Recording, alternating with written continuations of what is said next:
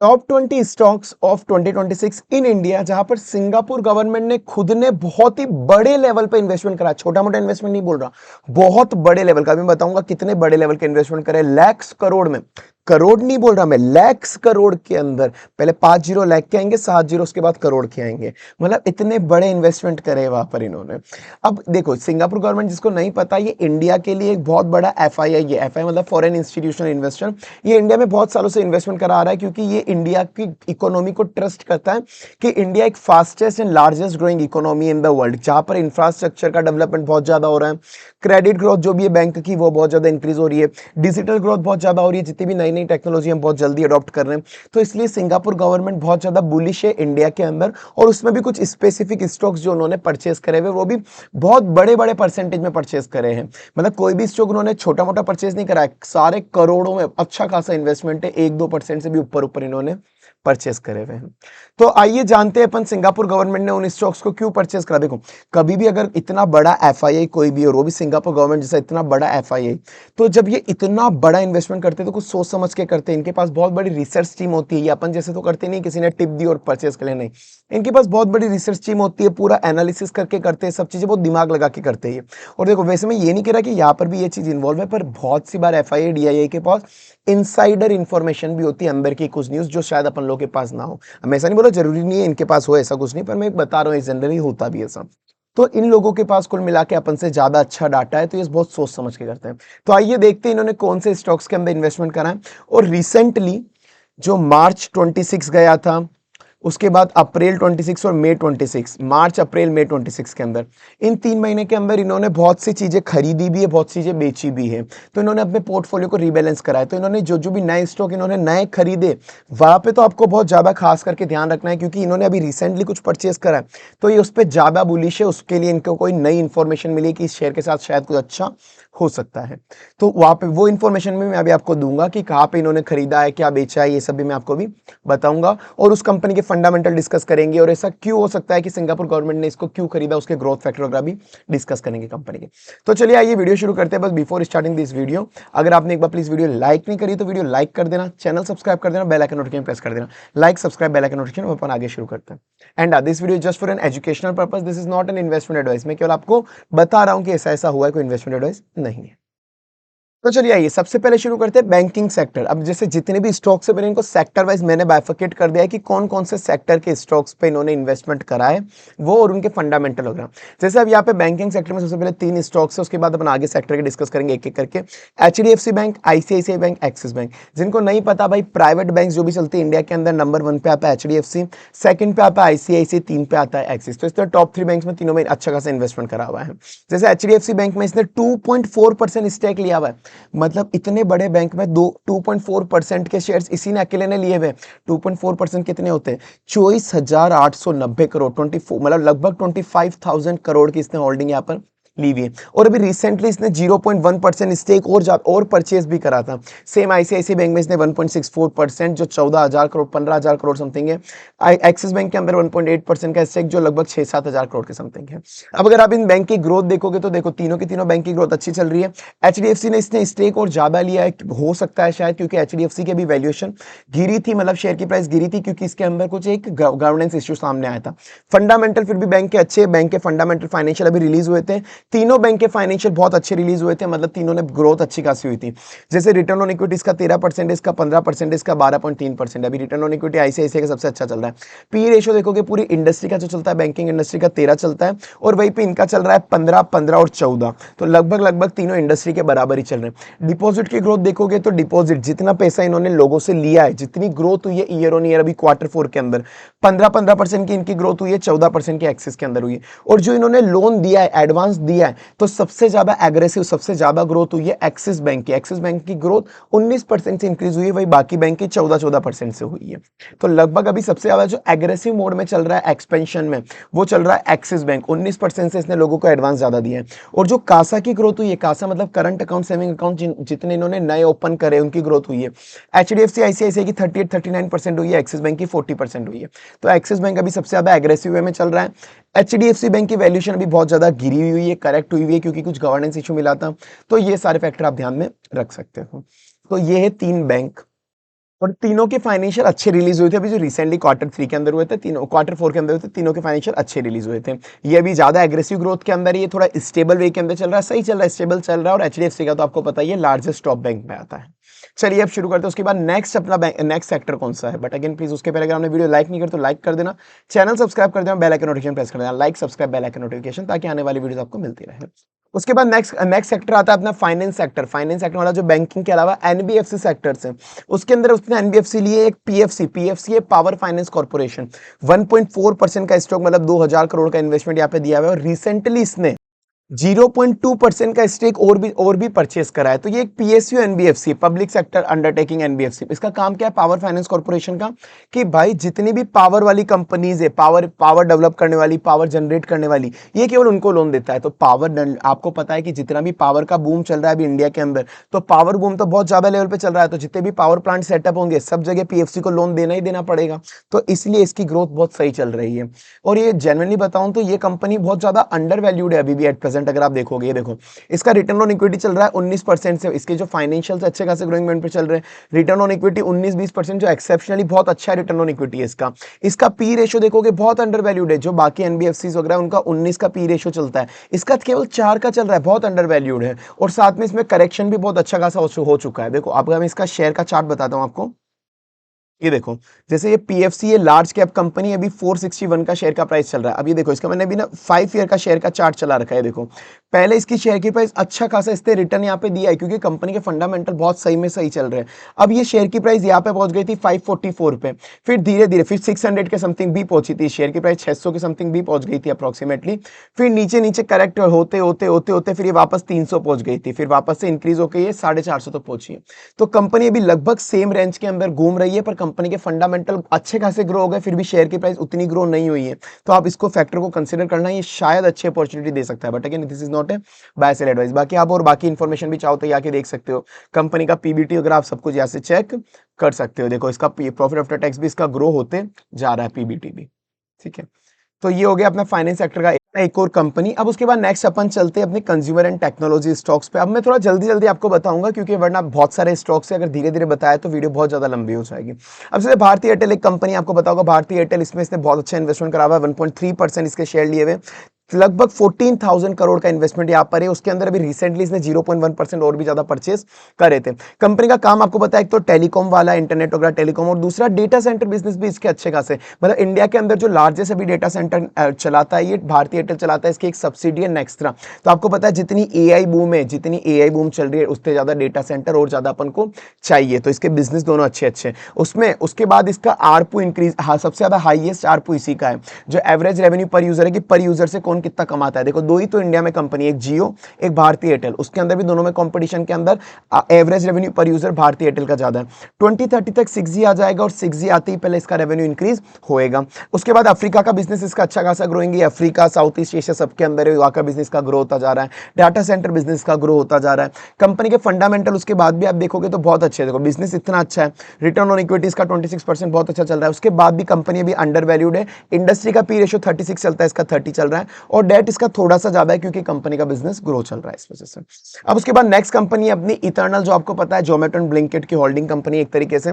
यहां पर अभी रिसेंटली इन्होंने 1.1% का स्टेक इन्होंने परचेज करा है। सिंगापुर गवर्नमेंट ने नया परचेज, नई मतलब नई होल्डिंग इनकी है। 2,700 करोड़, लगभग 3,000 करोड़ के लगभग यहाँ पे इन्होंने इन्वेस्टमेंट करा हुआ है। फूड एंड ग्रोसरी का बिजनेस है, आपको पता है रिसेंटली ये प्रॉफिट में आ चुका है। पहले लॉसेस के अंदर था इटर्नल जोमेटो ब्लिंकिट, अभी प्रॉफिट के अंदर आ चुका है। रिटर्न ऑन इक्विटी अभी 1.18% चल रहा है। इसका पी रेशियो बहुत ज्यादा ओवर वैल्यूड चल रहा है, कि इन्होंने फ्यूचर ग्रोथ ऑलरेडी इसके अंदर इनकॉर्पोरेट हो गई है। 128 का पी रेशियो इंडस्ट्री का, इसका 674 चल रहा है। Debt to equity, debt company में ऐसा बहुत ज्यादा है नहीं।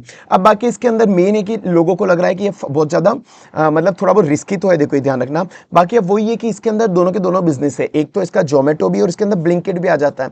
तो इसका जो ब्लिंकिट वाला पोर्शन है वो तो बहुत अच्छे से चल रहा है। आपको पता है कि आजकल मैं भी जनरली ग्रोसरी लेने हम भी घर में बाहर नहीं जाते हैं, हम जनरली ऑर्डर कर देते हैं, सब कुछ घर में आ जाती है। सेम खाने का भी है, जनरली आजकल बाहर जाने से अच्छा अपन यही मंगा लेते हैं। तो अब जब भी अपन मंगाते हैं, आजकल इन्होंने कन्वीनियंस फीस चार्ज करना शुरू कर दी, प्लेटफॉर्म फीस, कन्वीनियंस फीस। तो वहां से इसका रेवेन्यू इंक्रीज होता जा रहा है। ठीक है, ये इतना है। बाकी थोड़ी लिटिल बिट रिस्की कंपनी, ध्यान रखना आप। नेक्स्ट कंपनी अपनी विशाल मेगा मार्ट आ गई, जो भी अभी इसकी नई होल्डिंग है, इन्होंने भी रिसेंटली 2.8% स्टेक इसमें परचेस करा है 1627 करोड़ का। आपको पता है ये सुपरमार्केट है, रिटेल चेन का एक तरह से स्टोर है, पूरा रिटेल चेन है। रिटर्न ऑन इक्विटीज का 10% का चल रहा है। पी रेशियो इसका इंडस्ट्री के कंपैरिजन में अंडर वैल्यूड है, इंडस्ट्री का 80 चलता है, इसका 73 चल रहा है। डेट टू इक्विटीज का 0.27 है। मतलब कंपनी इसमें भी कोई ऐसा बहुत ज्यादा डेट है नहीं, मतलब पॉजिटिव फैक्टर है इसके अंदर। बाकी इसका भी है, अब इसका अदर फैक्टर आप देखोगे तो कंसिस्टेंट अर्निंग के मोमेंटम में चल रही है, मतलब इसकी अर्निंग हर बार इंक्रीज पे इंक्रीज होती जा रही है इसकी विशाल मेगा मार्ट की। ये अपना स्टोर एक्सपेंशन भी बहुत ज्यादा एग्रेसिव वे के अंदर कर रहा है। अभी रिसेंटली इसने लास्ट 9 मंथ्स के अंदर, जो 2025 के लास्ट 9 मंथ थे, उसमें 75 नए स्टोर इसने ओपन कर लिए थे। और आजकल इसने अपने खुद के ब्रांड भी निकाल दिए, खुद के ब्रांड के टी शर्ट, खुद के ब्रांड के प्रोडक्ट। तो इसका जो खुद का इसका जो रेवेन्यू आ रहा है उसमें 75% रेवेन्यू इसके खुद के ब्रांड से ही आ रहा है। तो अच्छी चीज ये है कि खुद के ब्रांड से जब रेवेन्यू आता है तो लोगों का ट्रस्ट बिल्ड होता है, और साथ में वो हाई मार्जिन के प्रोडक्ट होते हैं, उसमें मार्जिन ज्यादा होता है, क्योंकि वो चीज वो खुद से बना रहा है, कोई दूसरों से लेके बेच नहीं रहा है। तो ये भी एक अच्छी चीज है। अब उसके बाद अपन नेक्स्ट चलते हैं अपने health care and pharma company पे। देखो, हेल्थ केयर एंड फार्मा एक ऐसा सेक्टर है जो लाइफ टाइम सही चलना ही चलना होता है। देखो, अप्स एंड डाउन सब में आते हैं, पर आप सिंपल सी बात है, आपके पास कितना भी हो सकता है कि भगवान ना करे पर कम पैसा हो, इकोनॉमी कितनी भी गिर जाए, अगर कोई इंसान बीमार है तो उसको इलाज कराना ही पड़ेगा। ये सबसे मेन क्रूशियल चीज होती है। तो इसलिए हेल्थ केयर फार्मा पे आपको हमेशा हमेशा ध्यान रखना चाहिए। जैसे अब इसके अंदर पहली कंपनी है अपनी मैक्स हेल्थ केयर, जिसके अंदर इसने 3.4% स्टेक लिया हुआ है 3000 करोड़ का। हेल्थ केयर सेक्टर मतलब हॉस्पिटल एंड फार्मेसी की चेन है पूरी की पूरी, हॉस्पिटल फार्मेसी की। और ये प्रीमियम टाइप का हॉस्पिटल है, जो नॉर्मल इलाज नहीं करता, प्रीमियम टाइप का, बहुत ज्यादा प्रीमियम हॉस्पिटल है, प्रीमियम सर्जरी वगैरह, जो बहुत महंगा हॉस्पिटल है, ये उसकी चेन से पूरी की पूरी। रिटर्न ऑन इक्विटी 13% है, इंडस्ट्री का पी रेशियो 60 चलता है, इसका 69 लगभग बराबर है।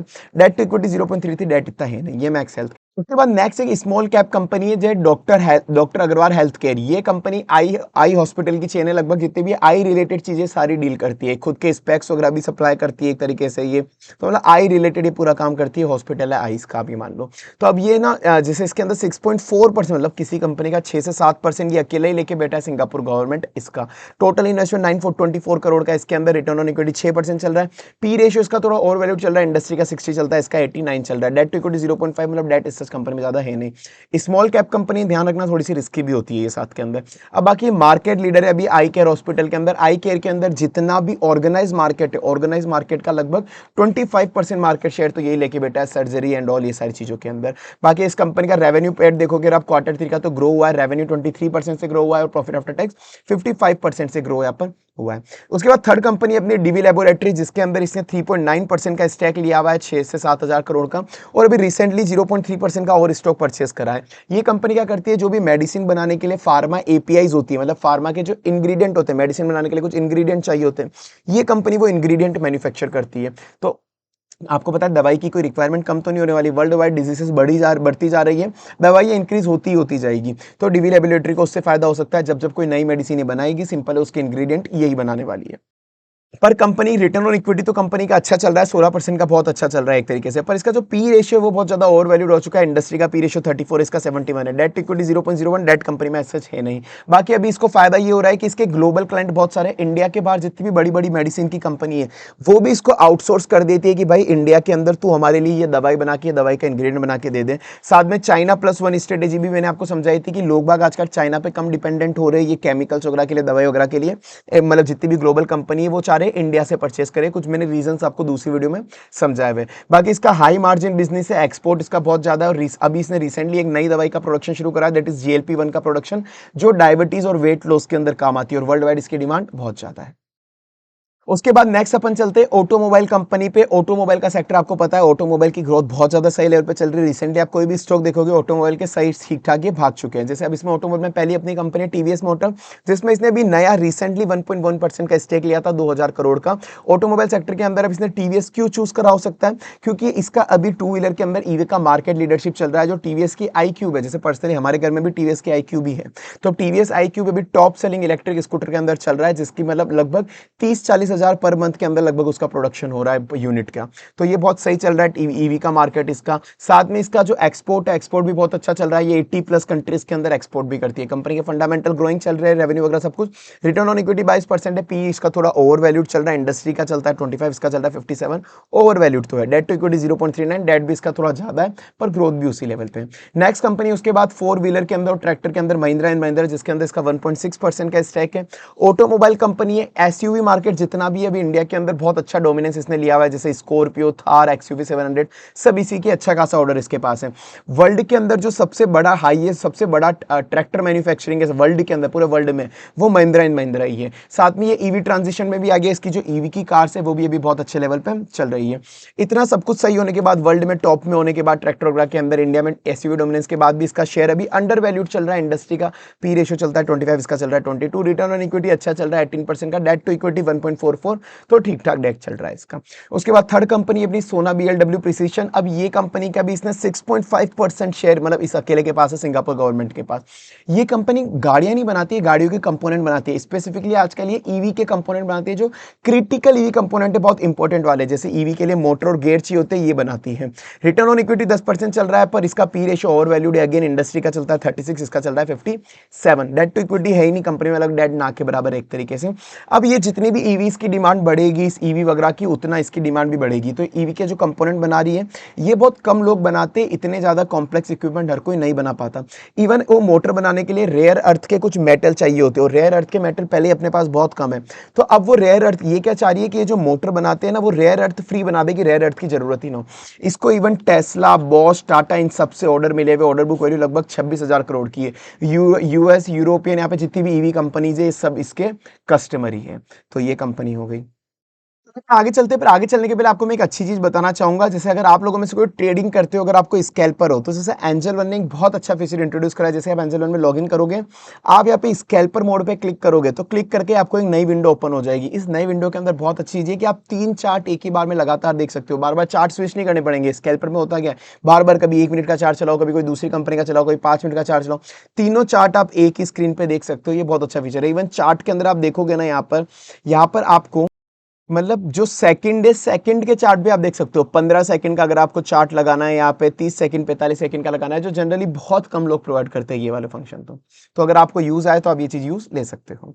उसके बाद नेक्स्ट अपन चलते हैं वापस से अपने नेक्स्ट सेक्टर पे, जैसे डिफेंस और इंफ्रास्ट्रक्चर का जो भी सेक्टर है। तो डिफेंस का बूम आपको पता ही है कि डिफेंस जिस लेवल पे आजकल लड़ाई होती जा रही है, पूरे वर्ल्ड वाइड जियोपॉलिटिकल इश्यूज चल रहे हैं, डिफेंस हर कंट्री को चाहिए, और अच्छा खासा बूम चल रहा है। इंडिया अच्छा खासा डिफेंस लोगों को एक्सपोर्ट भी करता है, इंडिया डिफेंस के इक्विपमेंट। तो जिसमें अपनी पहली कंपनी है बीईएल। तो बीईएल के अंदर 1.1% स्टेक इसने लिया हुआ है, और रिसेंटली अभी 0.1% और स्टेक इसने परचेस करा था। तो अब ये कंपनी का काम क्या है, ये डिफेंस इलेक्ट्रॉनिक्स के आइटम सप्लाई करती है, डिफेंस इलेक्ट्रॉनिक्स के आइटम बनाती है ये, कि जितने भी डिफेंस के इक्विपमेंट है उसमें इलेक्ट्रॉनिक डिवाइसेस तो लगेगी। लेट्स से जेमर हो गया, कम्युनिकेशन के सिस्टम हो गए, कभी कोई मिसाइल जा रही है तो मिसाइल टारगेट कहाँ पे करेगी, वहां पे भी इलेक्ट्रॉनिक डिवाइसेस चाहिए, इलेक्ट्रॉनिक टारगेट सेट करने के लिए। तो ये लगभग हर जितने भी डिफेंस इक्विपमेंट है, हर जगह बीईएल का सब प्रोडक्ट जाते ही जाते हैं। तो अब इसकी आप ऑर्डर बुक वैल्यू भी देखोगे तो 74,000 करोड़ की ऑर्डर बुक वैल्यू पड़ी है, बहुत बड़ी ऑर्डर बुक वैल्यू है। रेडार, जामर सबको सप्लाई करती है। रिटर्न ऑन इक्विटी 26% का चल रहा है। पी रेशियो लगभग इंडस्ट्री के बराबर है, इंडस्ट्री का 50 चलता है, इसका 53 चल रहा है, और डेट फ्री कंपनी है, कोई भी डेट इसके पास एज सच नहीं है। उसके बाद नेक्स्ट अपन देखेंगे इंफ्रास्ट्रक्चर कंपनी जितनी भी है। जैसे पहले अपन बात करते हैं जेएसडब्ल्यू की, इंफ्रास्ट्रक्चर भी आप देखोगे पूरे इंडिया के अंदर वर्ल्ड वाइड इंफ्रास्ट्रक्चर डेवलपमेंट चलता जा रहा है। इवन गवर्नमेंट भी बहुत ज्यादा पुश कर रही है इंडिया के मतलब इंफ्रास्ट्रक्चर को डेवलपमेंट के लिए। तो जेएसडब्ल्यू स्टील सबसे पहले आप देखोगे 1.1% स्टेक इसने लिया हुआ है, उसमें 0.1% रिसेंटली अभी ऐड करा था। अब उसके अंदर रिटर्न ऑन इक्विटी, इसका काम क्या है, स्टील मैन्युफैक्चरिंग कंपनी एक तरीके से। रिसेंटली से क्या मतलब रिटर्न ऑन इक्विटी इसका 7.27% है। पी रेशियो इसका थोड़ा ओवर वैल्यूड है, 40 चल रहा है, इंडस्ट्री का 30, डेट टू इक्विटी 1.22 चल रहा है। इसने अभी अपनी कैपेसिटी भी इंक्रीज करी हुई है। जैसे अभी 2010 के अंदर 8 मेट्रिक टन पर एनम ही बना सकती थी, अभी FY25 में 34 मेट्रिक टन पर एनम बना सकती है, जिसको ये FY29 में इंक्रीज करना चाह रहा है 43 मेट्रिक टन पर एनम तक। पर एक चीज ध्यान रखना, जो मेटल की प्राइसेस है ग्लोबली वर्ल्ड वाइड बहुत ज्यादा फ्लक्चुएट होती है, तो फ्लक्चुएट हुई तो इससे इसके प्रॉफिट लॉस का इंपैक्ट हो सकता है। उसके बाद नेक्स्ट कंपनी अपन चलते हैं एल&टी। आपको पता है अभी इंडिया की वन ऑफ द लार्जेस्ट जो ईपीसी और इंफ्रास्ट्रक्चर कंपनी है। ब्रिज बनाना है, रोड बनाना है, कोई भी काम करना है, सारे के सारे इंफ्रास्ट्रक्चर में एल&टी सब तरह के इंफ्रास्ट्रक्चर में डील करती है, जिसका 1.6% इसने लिया हुआ है, लगभग 8,000 करोड़ का ईपीसी इंफ्रास्ट्रक्चर कंपनी। इसका रिटर्न ऑन इक्विटी 14% है। पी रेशियो इंडस्ट्री का 23 चलता है, इसका 28 चल रहा है, डिसेंट सा चल रहा है। डेट टू इक्विटी, इतनी बड़ी कंपनी के होने के बाद भी डेट ऐसे है इसमें, पर बहुत ज्यादा भी नहीं है, ठीक है, 1.15। इसके पास 7.4 लाख करोड़ की ऑर्डर बुक वैल्यू। इतने सारे ऑर्डर तो इसके पास ऑलरेडी पड़े हुए। इवन इसके पास डोमेस्टिक ऑर्डर है, इंटरनेशनल ऑर्डर है, इंटरनेशनल सब जगह भी ये ईपीसी का काम करती है। यहाँ पर अभी इंडिया के अंदर न्यूक्लियर पावर प्लांट का बूम चल रहा है कि न्यूक्लियर प्लांट इंडिया को बहुत सारे डेवलप करने, तो न्यूक्लियर पावर प्लांट भी ये डेवलप करता है। इवन गवर्नमेंट इतना ज्यादा इंफ्रास्ट्रक्चर को बूस्ट कर रहा है, उससे एल&टी को बेनिफिट हो सकता है। अब उसके बाद नेक्स्ट कंपनी अपनी हिंडाल्को में 2.7% का स्टेक इसने लिया हुआ है और रिसेंटली 0.6% परचेस करा। ये वर्ल्ड का लार्जेस्ट एल्यूमिनियम रिसाइकलर है जो एल्यूमिनियम को रिफाइन करना और रिसाइकल करना, साथ में बहुत बड़ा ये कॉपर का स्मेल्टर भी है कि कॉपर जो भी आता है उसको रिफाइन करके, मतलब कॉपर के जो मिट्टी आती है एक तरीके से मिट्टी या पत्थर, उससे कॉपर बनाता है, ये रिफाइनिंग का काम करता है कॉपर का। तो अब उसके बाद इसका रिटर्न ऑन कॉपर का आपको पता है कॉपर की डिमांड किस लेवल पे चल रही है, हर इलेक्ट्रॉनिक डिवाइसेस में कॉपर अपन को चाहिए। रिटर्न ऑन इक्विटी 13% का है। पी रेशियो अगर आप देखोगे अभी भी अंडर वैल्यूड चल रहा है, इंडस्ट्री का 17 चलता है, इसका 14 चल रहा है। डेट टू इक्विटी 0.56 है, डेट भी एसेस बहुत ज्यादा नहीं है। क्वार्टर 4 के अंदर इसका ईयर ऑन ईयर 16% से रेवेन्यू बढ़ा था और 66% से प्रॉफिट बढ़ा था। तो ईवी के अंदर रिन्यूएबल एनर्जी जितनी भी है, जितनी भी इलेक्ट्रॉनिक व्हीकल रिन्यूएबल एनर्जी है, सब में कॉपर एल्यूमिनियम की जरूरत है। तो जितनी ज्यादा जरूरत होगी उतना ज्यादा हिंडाल्को को बेनिफिट हो सकता है। अब उसके बाद नेक्स्ट अपना सेक्टर है जैसे power and energy sector. Power energy sector आपको पता है कि भाई जितनी एआई की डिमांड बढ़ रही है, आर्टिफिशियल इंटेलिजेंस डाटा सेंटर 24/7 उनको कंटिन्यूस बहुत ज्यादा पावर एनर्जी चाहिए, बहुत भयंकर वाली, छोटी मोटी नहीं, बहुत ज्यादा पावर एनर्जी चाहिए। तो पावर एनर्जी सेक्टर के शेयर्स ऑलरेडी बहुत अच्छे खासे दौड़ चुके हैं। इवन उसके अलावा इलेक्ट्रॉनिक व्हीकल्स हो, फैक्ट्रीज हो, सब जगह पावर चाहिए। पावर के बिना कुछ भी नहीं हो सकता, कोई टेक्नोलॉजी वर्क नहीं कर सकती। तो उसमें सबसे पहली कंपनी अपनी एनटीपीसी 2.2% स्टेक इसने लिया हुआ है 8,400 करोड़ का। 0.1% रिसेंटली अभी इसने ऐड भी करा था। एनटीपीसी पूरी कंट्री का जितनी भी इलेक्ट्रिसिटी प्रोडक्शन होता है उसका 17% तो एनटीपीसी अकेला बनाते हैं, गवर्नमेंट का पीएसयू है ये। उसके बाद भी रिटर्न ऑन इक्विटीज का बहुत अच्छा चल रहा है, ये अभी भी अंडर वैल्यूड चल रही है। इंडस्ट्री का पी रेशियो 28 चलता है, इसका 15 चल रहा है। डेट टू इक्विटी 1.33, डेट भी इसका है पर थोड़ा डिसेंट वाला है। जितना ज्यादा डाटा सेंटर की मतलब एआई की डिमांड बढ़ेगी, डेटा सेंटर बढ़ेगा, जितना ज्यादा ईवी का अडॉप्शन बढ़ेगा, मतलब पावर की रिक्वायरमेंट बढ़ेगी, उतना एनटीपीसी को फायदा हो सकता है। उसके बाद नेक्स्ट अपन चलते हैं पावर ग्रिड। देखो इलेक्ट्रिसिटी प्रोड्यूस तो हो गई, प्रोड्यूस होने के बाद उसको ट्रांसमिट कौन करेगा, एक जगह से दूसरी जगह इलेक्ट्रिसिटी ट्रांसमिट करने के लिए पूरे पोल्स लगाने होते हैं, ट्रांसमिशन डिस्ट्रीब्यूशन की लाइन्स लगानी होती है, तो सारा काम वो कौन करता है, पावर ग्रिड करता है। 2.1% का स्टेक ऑलरेडी था इसके, मतलब है इसके पास, उसमें से 0.2% रिसेंटली अभी इसने परचेस करा था। तो जो भी इलेक्ट्रिसिटी को ट्रांसमिट एंड डिस्ट्रीब्यूट करने का काम है वो पावर ग्रिड कॉर्पोरेशन करता है। रिटर्न ऑन इक्विटी 15% चल रहा है, ये कंपनी भी अभी अंडर वैल्यूड है। इंडस्ट्री का पी रेशियो 28, इसका 18 चलता है। डेट टू इक्विटी 1.37 है। तो अब डाटा सेंटर जितने ज्यादा बढ़ेंगे इलेक्ट्रिसिटी की डिमांड बढ़ेगी। अब इलेक्ट्रिसिटी की डिमांड बढ़ रही है पर साथ में अब जितनी भी इलेक्ट्रिसिटी प्रोड्यूस हो रही है, चाहे सोलर से हो, विंड से हो, न्यूक्लियर से हो, उन सबको कहीं ना कहीं ट्रांसमिट तो करना ही करना पड़ेगा ना, एक जगह से दूसरी जगह इलेक्ट्रिसिटी पहुंचानी तो पड़ेगी। वो पूरा का पूरा जिम्मेदारी लगभग पावर ग्रिड की होती है। उसके बाद नेक्स्ट कंपनी अपनी रिलायंस का काम भी लगभग एनर्जी के अंदर, वैसे तो कॉन्ग्लोमरेट है, बहुत सारे काम करता है पर इसका अच्छे खासा बिजनेस का रिफाइनरी बिजनेस से आता है, ऑयल एंड गैस सेगमेंट से कॉन्ग्लोमरेट है। रिटर्न ऑन इक्विटी 8.94% से, पी रेशियो इसका इंडस्ट्री का 15 चलता है, इसका 20 चल रहा है। डेट टू इक्विटी 0.44 का, डेट भी इसका ओके। रिसेंटली इसकी वैल्यूएशन करेक्ट हुई है, कुछ वो मिडल ईस्ट वगैरह के इश्यूज वगैरह के कारण, साथ में जो वॉर हुई थी यूएस वगैरह उसके कारण वैल्यूएशन करेक्ट हुई थी, तो इन्होंने अच्छा खासा मतलब मौका दिया था लोगों को। जियो आईपीओ प्री प्लान है अभी की, जियो आईपीओ भी आने वाला है कुछ टाइम बाद, तो इसकी वैल्यू भी अनलॉक होने वाली है। जैसे कोई नया आईपीओ आता है वैल्यू अनलॉक होती है। ये ग्रीन हाइड्रोजन जिसकी डिमांड बहुत ज्यादा हो रही है, उसमें उसका पावर प्लांट भी सेटअप कर रहा है ग्रीन हाइड्रोजन का। उसके बाद नेक्स्ट कंपनी एसआरएफ लिमिटेड। वैसे ये कोई पावर एनर्जी नहीं है, ये एक केमिकल कंपनी है, पर मैंने आपको एक सेपरेट वीडियो में बताया हुआ, जिसने नहीं देखी हो मैंने केमिकल सेक्टर की वीडियो बताई है, जो भी केमिकल सेक्टर बहुत ज्यादा बूम पे होने वाला हो सकता है ये, तो यही उसी में मैंने आपको एक एसआरएफ लिमिटेड भी डिस्कस कराता है, केमिकल कंपनी, क्योंकि केमिकल की डिमांड एकदम से बहुत ज्यादा बढ़ गई है। सेमीकंडक्टर, डेटा सेंटर, सब जगह केमिकल चाहिए होता है और इतने टाइम से शेयर्स उसके स्टैग्नेंट थे, अभी एकदम से सब ब्रेकआउट दे रहे, तो वो वीडियो आप याद से देख लेना। 1.8% स्टेक इसके पास है, 0.4% रिसेंटली खरीदा है इसने। ये कंपनी डील करती है फ्लोरोकेमिकल्स, रेफ्रिजरेटर, गैसेस वगैरह। फ्लोरोकेमिकल कहाँ पे काम आते हैं, जितनी भी नई टेक्नोलॉजी है, चाहे आपको इलेक्ट्रॉनिक व्हीकल्स बनाने हैं, उसकी बैटरी बनानी है, इलेक्ट्रॉनिक बनानी है, सेमीकंडक्टर बनाना है, सोलार बनाना है, सब जगह फ्लोरोकेमिकल्स काम आएंगे, चाहे फार्मा डिवाइसेस बनानी है, ठीक है। तो ये सारे वो केमिकल्स बनाती है, तो सेमीकंडक्टर की डिमांड, ईवी की डिमांड, इलेक्ट्रॉनिक्स की डिमांड बढ़ती जाएगी, तो इस केमिकल्स की डिमांड भी बढ़ती जाएगी। साथ में कंपनी का प्रॉफिट रेवेन्यू ग्रोइंग चल रहा है। रिटर्न ऑन इक्विटी 12% है। पी रेशियो लगभग इंडस्ट्री के इक्वल, इंडस्ट्री का 42, इसका 44 है। डेट टू इक्विटी भी 0.35 चल रहा है, वो भी डिसेंट सा है। वैसे तो 20-22 कंपनी ऑलरेडी हो गई, पर अब मैं वो और ज्यादा बताऊंगा तो मतलब थोड़ी वीडियो लंबी हो जाएगी, पर मैं आपको 4-5 कंपनी एक बार और बताता हूं जो आप खुद से रिसर्च कर लेना एक बार, जहां पर ये और इन्वेस्टेड है Singapore government. Bajaj finance, Shriram finance, SBI life insurance और इंडिको, यहाँ पर भी अच्छा खासा इसका इन्वेस्टमेंट है, तो इस कंपनी पे, इन कंपनीज पे भी आप अपनी रिसर्च कर सकते हो।